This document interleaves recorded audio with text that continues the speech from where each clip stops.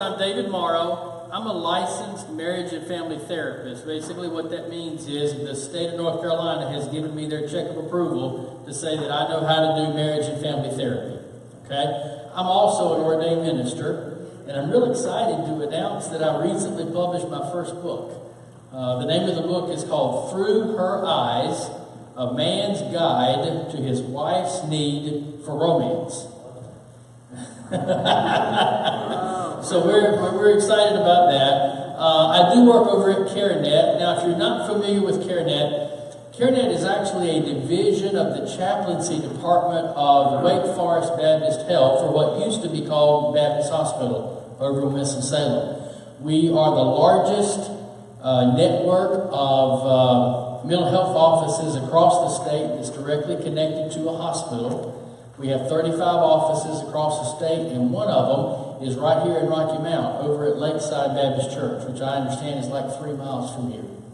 But anyway, if you have, or someone that you know, has a loved one that is in need of some type of counseling that is faith integrated, all of us that work at CareNet, we're ministers, either ordained as I am, or ministers in other ways. And what we do is we take your faith, connect it with God, and use that to work through whatever the problem is.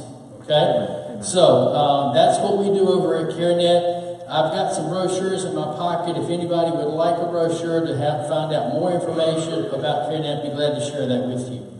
And at this time, I would like to introduce the most beautiful woman on the planet, my lovely wife, Cheryl. Hello, it's so good to be here with you today. We are so privileged and have been so blessed by your worship and to be in the presence of the Lord. My name is Cheryl Morrow, and I have the awesome opportunity to be David's wife. I am not in CareNet, unfortunately. I just wanted to fix that real quick. I do not have a part of CareNet. I have a full-time job. I'm an educator. I've been teaching for 22 years. I've taught 2nd, 3rd, 4th, and 5th grade in Craven County schools, and currently I'm teaching 2nd grade, so I love the little kids. My heart, the youth is really my heart. I've poured myself into ministry in our local church, teaching everything from Sunday school to Bible school and helping out with all the youth activities. I'm on my way to Gatlinburg, Tennessee next weekend with about 14 teenagers, so y'all pray for me and the rest of us that are crazy enough to go. And other than that, I keep the home fires burning and trying to keep things on task at home. And I wanted to tell you a little bit about the background of how we ended up standing here in front of you today. About 10 years ago, I found myself in a broken marriage. 2 little girls, praying a way out of the brokenness, not a way out of the marriage. And I went to God, broken. And forgive me if I shed a couple tears, because I stand before you very imperfect. But the Master did his healing work. And for a brief season, things were good. My ex-husband decided he would surrender to God, and we were on the right path. But you know, we have this thing called free will, and things took a U-turn. And during that season, God spoke to me and gave me a vision that he was going to use this brokenness in my life because he had a ministry down the road for me to help couples, for us to help couples. Well, it was the wrong us. I didn't know at the time. But just a few short years later, after a lot of hurt, a lot of pain, and a lot of brokenness, God sent me a family marriage therapist. How about that? So, God's plan, when he gives it to you, he gives you, you're on an as-you-need-to-know basis. He only gives you one step. The light's only one step. We have a lamp to guide our path, not a floodlight, and you only get to see a couple steps ahead. Well, I knew that God had given me a dream and a wish in my heart to help other people in their marriages, because I was blindsided. I thought I had the perfect marriage. And then the world fell apart. And God told me, you're going to be able to use this to help others through it. And after all the brokenness, God sent me David, And the restoration has been fabulous. He has brought joy to my heart, and he has completed our family. We now have blended our two families. David has two children, ages 24, a son that's 24 years old. He is attending Western Carolina currently, and he has a daughter that is 21 years old, Amanda, and she has just recently gotten married and is getting ready to graduate from Appalachian State University in May. My two daughters are still at home with us. Caitlin just finished her last day of high school Friday, and she will be graduating with her class in June. And my youngest is in 8th grade, and she is captain of the cheerleading squad and has more pep in her step than anybody I know. So we are just wanted to give you a little bit of background to let you know how that vision took place and why we're standing here before you, because you know God doesn't call the qualified, he qualifies the called. And I let him speak first because he's got all the letters behind his name. He's got more degrees than a thermometer. I'm just an educator. But it's interesting how God has used that mix of talents that we can educate people on how to make their marriages better. And so we hope that we'll be able to do that for you. Well, now she told that part of the story. I got to tell another part. We actually met on Christian Mingle. And one of the things about that period of time is both of us were completely in places of brokenness.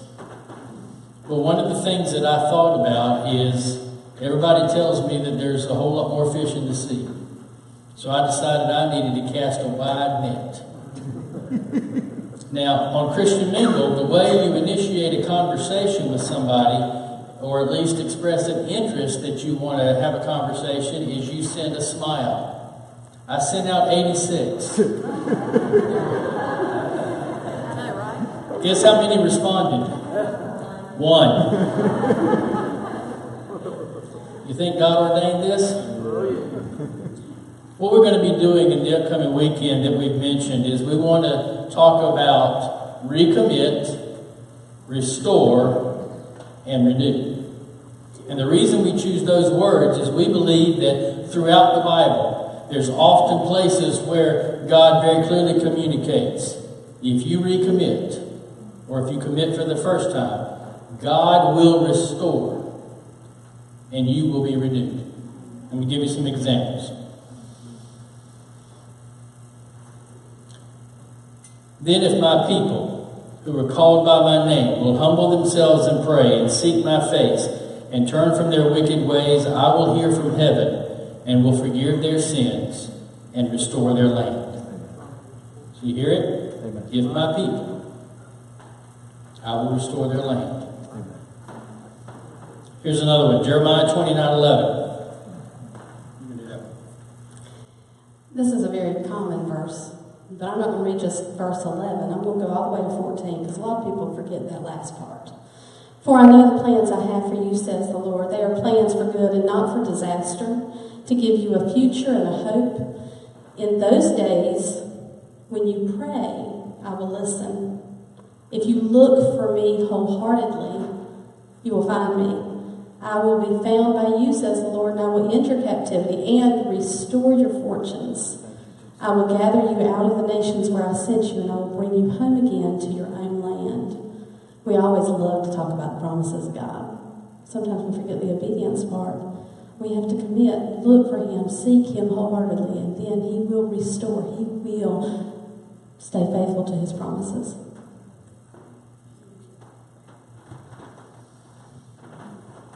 One more. This is in Romans 15:13. I pray that God, the source of hope, will fill you completely with joy and peace because you trust in him.